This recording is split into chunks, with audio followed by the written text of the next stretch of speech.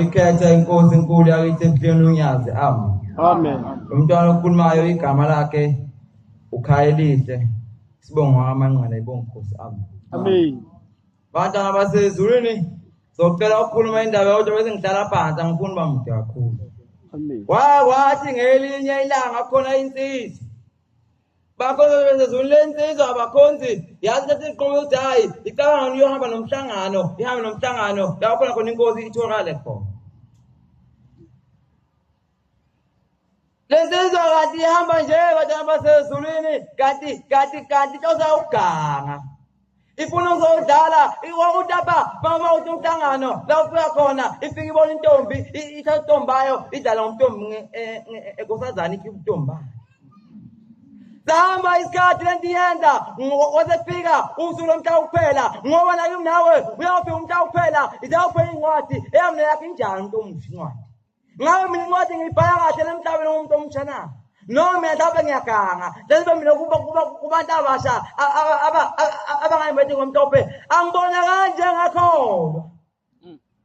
Ngenza umathanda makuthiwa kule ngomeni ngabe engomeni webantu abasha umuntu ikholwa libandleli alihambi ingoma. Makhona nakithi inkozana alelibandla alihambi uma ngcekeza. Amen. Amen.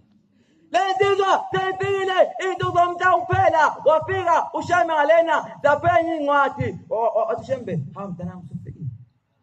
Wathi mayiphenya incwadi kwezulwini othishembe hawu mntanami khona ngifika inkinga ngokuthe wena uyabona uyamuzi nalowo muzi hamba mntanami ugeze ngoba wena ubuthi mawufika lapha engisuke ngibuthe khona namakholwa ufike wona amakhosazana. Ngabe mina nawe lapha endlini mingaki imizi ekufanele siyigeze kashaya. Umuntu omsha usifuna usibheke manje uthi ngabe mina ngihamba kahle nakhona kwashambe noma mina ngenza umathanda. Ngoba indaba kashambe ijulile ayimfuni umuntu oyithatha ifuna umuntu omazi ukuthi uNkulunkulu velezona ibonkosi. Amen. Kodwa wasezulwini insizwa iyalwa nomgqomo. Ithi inkosi ilanga ephakameni ngomnyaka bekhipha inkosi inyanga yezulu. Ithi bayazini njengoba bedlokoze ungalozinde bayazini ukuthi umntwana nomgodwa ulwa nabantu ababili.